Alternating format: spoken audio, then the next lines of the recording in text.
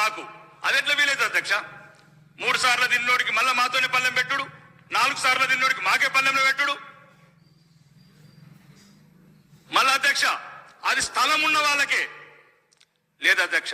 దయచేసి మీ ద్వారా ప్రభుత్వం చెప్తున్నా, స్థలాలు ఉన్న వాళ్ళకి ఇవ్వండి 5 లక్షల రూపాయలు, ఏదైతే గవర్నమెంట్ స్కీమ్ ఉందో.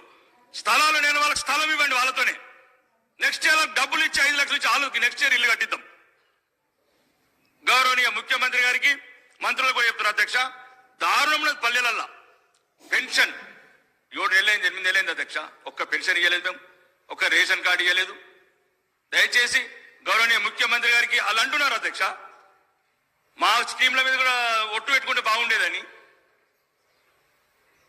కాబట్టి దయచేసి సీనియర్ మంత్రులు ఒక్క నిమిషం అన్న, ఒక్క నిమిషం నేను చెప్తాను అధ్యక్ష. నేను ఎవరి మీద వ్యక్తిగతంగా విమర్శలకు అవసరం లేదు అధ్యక్ష. నేను ఏ గవర్నమెంట్ విమర్శించను, ప్రతిపక్షం విమర్శించను.